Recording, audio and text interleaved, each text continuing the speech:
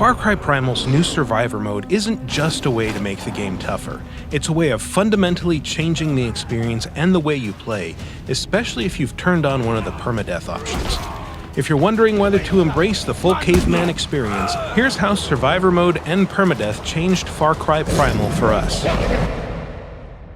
Survivor mode's most obvious change is that it turns off the minimap, which pushed us to pay more attention to our surroundings.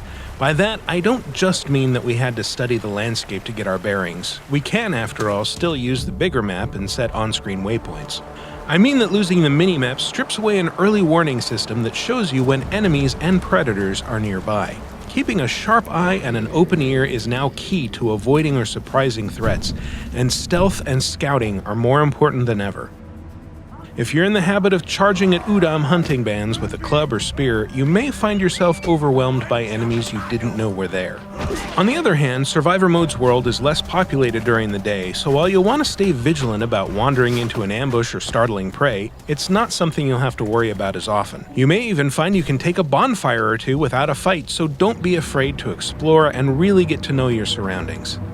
You'll also want to avoid exerting yourself unnecessarily. Every action now drains your stamina, and as your meter hits bottom, Takar becomes slower and weaker, and he'll start grunting and moaning until you can find a safe place to sleep. This isn't just an inconvenience, though. The need to sleep gives Far Cry Primal a more concrete sense of time passing and makes the land of Urus feel just a little more real. Fitting in a mission or capturing an outpost during a busy day of hunting and foraging now feels a little more meaningful, as each well-earned rest brings you a little closer to total control of Urus. Having to sleep doesn't mean you'll miss out on nighttime. Just sleep until nightfall and head out with full stamina.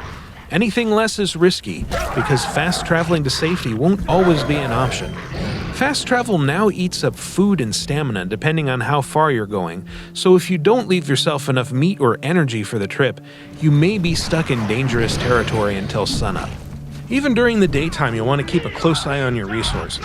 Missing with a ranged attack now frequently means your arrow, spear, or club will shatter on the ground, and crafting new ones takes a few seconds of holding down a button and waiting for a meter to fill, during which the action doesn't pause. And with crafting materials more sparse in Survivor mode, you'll want to be extra sure of your shots, whether you're aiming at a deer's flank or an enemy's head. Turning on permadeath means you risk all the progress you've made whenever you're in danger, so you'll want to be extra careful with your single, fragile life. If the odds are against you, there's no shame in running or hiding. Buying the sprint heal skill early on made this tactic a little more effective for us, as it let us patch ourselves up while we fled like Stone Age cowards.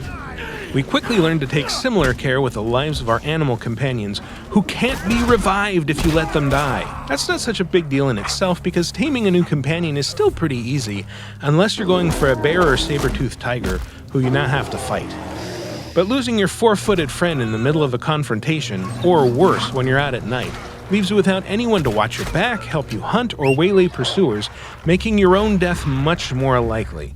And if you've managed to tame one of the legendary beasts, you'll want to be extra careful. They're tougher than most, but if they die, you won't be able to get a replacement. Now that the simple act of fighting a few Udam carries so much more danger, we also re-taught ourselves to use Far Cry's time-honored stealth tactics, which is to say we hid in a bush and threw rocks to lure enemies out of the open, one by one, for quick takedowns. It's not as much of a rush as impaling them with spears or cracking their heads with a club, but it keeps Takar alive, and the longer you can do that, the longer you'll be able to experience the unique risks and rewards of Far Cry Primal's Survivor mode. Survivor mode is available now as a free patch for Far Cry Primal on PlayStation 4, Xbox One, and PC. For more on Far Cry Primal and other Ubisoft games, keep your eye on Ubiblog.